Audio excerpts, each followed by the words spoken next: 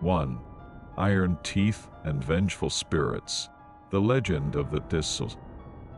Have you ever heard a rustling in the walls? Felt a cold breeze where there shouldn't be one?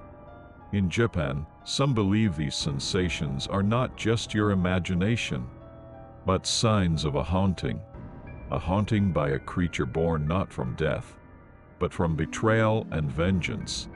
Today, let's uncover the chilling tale of the Thistle, the Iron Rat. Imagine a world where your anger and grief could transform you into something else entirely. For Daigo, a famed Dendaishu Buddhist monk of the Heian period, this transformation was real and terrifying. After his death, his vengeful spirit was said to have turned into a rat with iron teeth capable of devouring sacred texts and wooden statues. This story begins in the esteemed cloisters of Midera Temple, where Daigo, a monk under the tutelage of Shinyo, gained renown for his miraculous powers. His life took a dark turn when Emperor Shirakawa denied him a promised reward, a reward for successfully praying for the birth of a royal heir. Daigo's plea to establish a new ordination platform at Midera Temple was thwarted by political rivalries, and the emperor's fear of antagonizing influential monks at Mount Hiei. Enraged by the broken promise, Daigo secluded himself, fasting and cursing the emperor and his newly born prince. He wished for them to join him in damnation, a wish that led to his tragic death by starvation. But Daigo's spirit did not rest.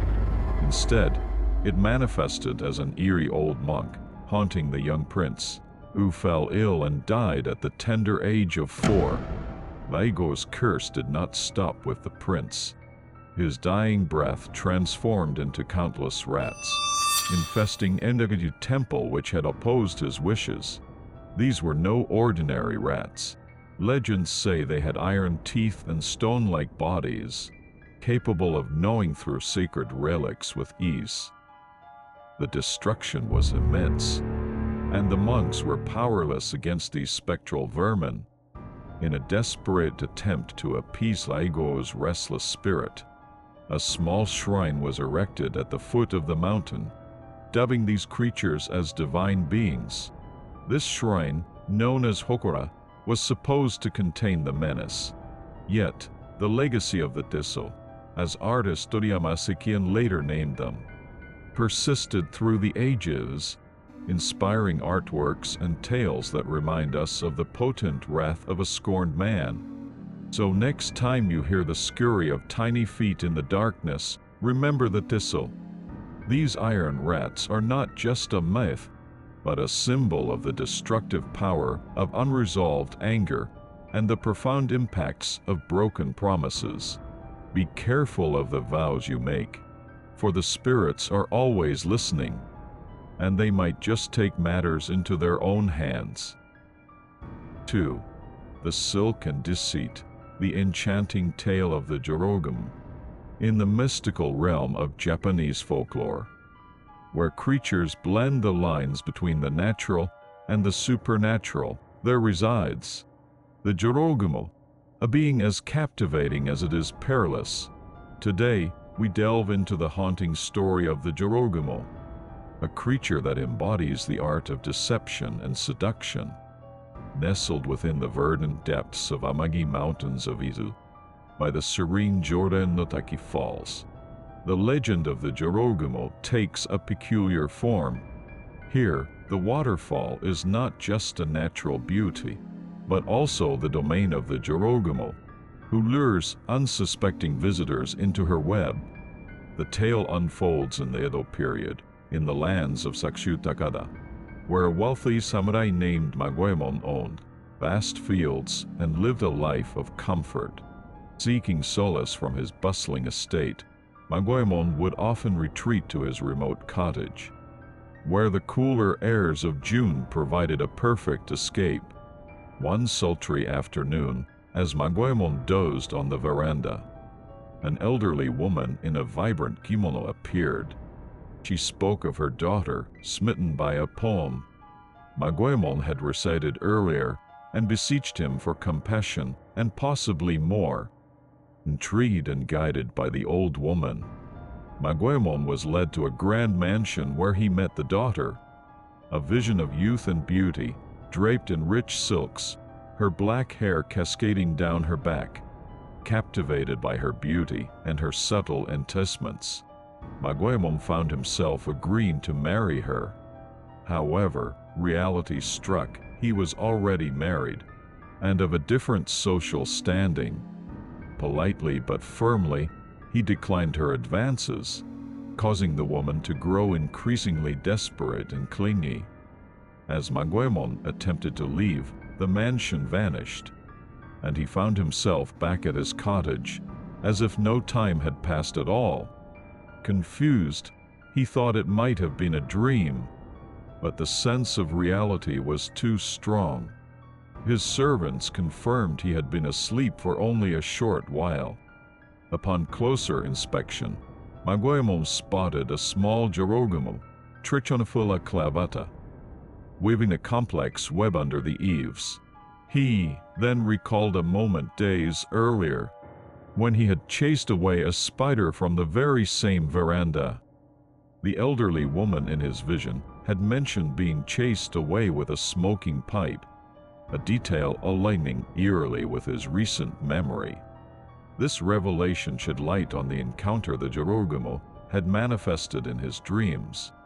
Adopting a human guise to ensnare him, Magoemon ordered his servants to clear all the spider webs from around the cottage, and from then on, no further mysterious incidents occurred. The Jorogumo, with her webs of illusion and threads of deceit, remains a powerful symbol of the dangers lurking within captivating beauty and unrequited desires. So next time you brush away a spider's web, remember the Jorogumo and consider the realms of reality she may weave around you. 3. Mischief and Aid, the enigmatic Yamawaro of Japan's mountains. Deep in the verdant mountains of Japan, where folklore intertwines with the whispers of nature, lives the Yamawaro, a mysterious yokai known for both its mischief and its unexpected kindness. Today, let's explore the dual nature of this enigmatic creature, whose tales are especially prevalent in the mountainous regions of Kyushu. The Yamawaro, also known as Yamawarawa or Yamawarabe, has been a subject of Japanese folklore for centuries. Descriptions vary, but often this creature is depicted as a childlike figure, sometimes with a single eye, clad only in loincloths, wielding branches as it roams the mountain paths. According to the Baiyo-zuichitsu, a miscellaneous collection of essays written during the Kansei era from 1789 to 1801, the Yamawaro is a reclusive spirit that thrives in deep mountains. While it is wary of leading humans, it willingly assists loggers in carrying heavy timber. The woodcutters learned to coexist with these spirits by offering meals after the day's labor, not before, because the Yamawaro tended to vanish as soon as they had eaten. However, the Yamawaro's demeanor can swiftly change if it senses malice. Sensitive to human intentions, it may bring misfortune to those it perceives as harmful. Tales recount of individuals struck by madness, severe illness, or even catastrophic fires after crossing a Yamawaro, making the locals wary of provoking these creatures. In regions like Kumamoto, it is believed that the Yamawaro transforms seasonally. During the equinoctial weeks, creatures known as Garappa enter the mountains, becoming Yamawaro, only to return to the rivers in spring, reverting to their aquatic form. This transformation reflects the cyclical nature of life and the deep connection between the yokai and their environments. Local folklore in Ashikita district tells of thousands of Yamawaro parading down from the mountains during these transitional periods. their lively processions audible from afar. Such events are considered ominous, prompting villagers to stay indoors, avoiding the ill fortune that might befall anyone who witnesses these spirits. The Yamaero has also been a popular subject in traditional art, frequently appearing in the monster-filled scrolls of the Kano school and the works of artists like Toriyama Sekien and Kawanabe Gyosai. In these depictions, their single-eyed, semi-nude form is iconic, often accentuated with webbed feet, hinting at their kinship to the kappa, another well-known yokai of Japanese folklore. So the next time you find yourself wandering in the serene, yet mysterious forests of Japan, remember the Yamaero. Its whimsical yet wary nature reminds us of the delicate balance between respecting and fearing the unknown forces of nature. 4. The dual faces of Yamamba, guardian and menace of the mountain. In the lush, shadowed folds of Japan's mountainsides dwell the Yamamba, a yokai that has captured the imagination of many through its contradictory nature. Today we'll explore the fascinating duality of Yamamba, known to be both a terrifying predator and a benevolent protector. Depending on the tale and the teller, the Yamamba is a figure steeped in folklore across various regions, from the chilling peaks of Nagano to the remote valleys of Tokushima Prefecture. While often depicted as a crone, she appears as a beautiful young woman in some stories, blurring the lines between fear and allure. This yokai is reputed to attack and devour those who dare to venture too deeply into her domain, her presence a warning to the foolhardy. Yet, there is another side to her. In the fields and homes near the forests where she resides, Yamamba has been known to aid in spinning yarn, weaving, and even tending to farms, activities vital for the survival of rural communities. In eastern Nagano Prefecture, it's said that at dawn, Yamamba can be heard crying out, "Oyoi," and by midday, she becomes as hard as stone, a mysterious phenomenon that intrigues both locals and visitors. In the village of Yasu, in Kyoto Prefecture, the Yamamba is believed to sprinkle seeds of thorns among crops right after the mountain god has sown seeds of bounty, playing her tricks on the first day of the new year. Further tales from Yoshi in Tokushima Prefecture describe the Yamamba asking passers-by to carry her, a task deceptively simple, as her weight is said to be as heavy as 3 tons of azuki beans, a feat not just of strength, but of supernatural endurance. Not all stories paint her as a mere trickster or terror. In Nishiya, for instance, Yamamba is remembered for her helpful deeds, like tending fields or bringing in the laundry, actions that paint her as a guardian spirit, rather than a malevolent force. Her visual depictions are as varied as her stories, from the leaf-adorned, the staff-wielding old woman in the Hyakki Yagyo scrolls by Toriyama Sekien to the more nurturing figure seen in artworks, like those housed in Itsukushima Jinja Shrine. The Yamamba is a symbol of the complex relationship between humans and nature. Katsushika Hokusai and Kitagawa Utamaro, among others, have also portrayed her, sometimes alongside the legendary child hero, Kintaro, further cementing her role in the rich tapestry of Japanese myth. So next time you wander near the quiet, mist-covered mountains, consider the Yamamba. Is she watching from the shadows, ready to ensnare, or perhaps, on rarer occasions, ready to aid? In the enigmatic figure of Yamamba, we find the embodiment of nature, itself beautiful, nurturing, but also fierce and unforgiving. 5. The terrifying Ushiyoni, Japan's mythical bull demon. Welcome to a journey into the shadowy depths of Japanese mythology, where fearsome creatures lurk in the waters and forests, preying on the unwary. Today, we explore one of the most formidable of these beings, the Ushi-Oni, a monstrous entity with a bull's head and a body that inspires dread across the land. The Ushi-Oni, also known as Yuki or Goki, is a yokai with a chilling presence in folklore. Predominantly seen around the Kinki, Chugoku, Shikoku, and Kyushu regions of Japan. It's a creature that combines the ferocity of a bull with the cunning and malice of a demon, often found near bodies of water like abysses and waterfalls, places now immortalized by their association with this fearsome beast. In places like Ushimado Town in Okayama Prefecture and Ushijima in Yamaguchi Prefecture, the names themselves hint at eerie encounters with this creature, suggesting a long history of fear and fascination. Along the coasts of the Sanyin and northern Kyushu, the Ushi-Oni transitions into a marine monster, sometimes appearing alongside other spectral figures like the Nure-Onna and Iso-Onna. One of the most haunting behaviors of the Ushi-Oni involves its deception. It's said to first appear as a woman carrying a baby, asking passers-by to hold her child.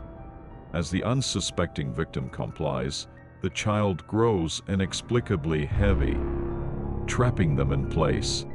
Then, the true horror begins as the Ushi-Oni reveals its monstrous form and attacks. In the mountainous areas of Wagayama Prefecture, particularly around Kumano, the Ushi-Oni takes on a slightly different legend. It's said to fix its gaze on any human it encounters, draining their energy until they die from exhaustion, a process ominously called having one's shadow swallowed. To protect oneself, a chant is recommended. Stones will flow, leaves will sink, cows neigh, and horses bellow. Stones will flow, leaves will sink, cows neigh, and horses bellow. This incantation is believed to ward off the dire effects of an encounter with the Ushi-Oni. Artistic depictions of the Ushi-Oni vary, from the Hakkyaegyo scrolls to the works of Toriyama Seikien, where it is illustrated with more realistic bovine features. However, in some scrolls like the Bakemonozukushi, it appears with spider-like attributes and curved horns, adding to its grotesque allure. At Negoroji Temple in Takamatsu, Kagawa Prefecture, a hanging scroll depicts an Ushi-Oni with a bipedal stance and gliding membranes, resembling those of a flying squirrel, adding yet another layer to its mythic stature. The temple also houses the horns of an Ushi-Oni, supposedly slain by the legendary archer Yamada Kurodo Takakiyo, a testament to the deep-rooted fear and awe that this yokai has inspired throughout the ages. So, as you wander near secluded waters or shadowy forests, remember the tales of the Ushi-Oni. This beast not only embodies the natural dangers of these wild places, but also the cultural tapestry of fear, caution, and the supernatural that is woven into the heart of Japanese folklore. 6. The Whirlwind Assassin. The mysterious Kamaitachi. Welcome to the enigmatic world of Japanese yokai, where supernatural beings often bridge the gap between the real and the fantastical. Today, we delve into the chilling legend of the Kamaitachi, a creature born of the wind and notorious for its stealth and swiftness. Predominantly a phenomenon of Japan's snowy regions, the Kamaitachi is said to ride the gusts of wind, slicing unsuspecting victims with razor-sharp precision.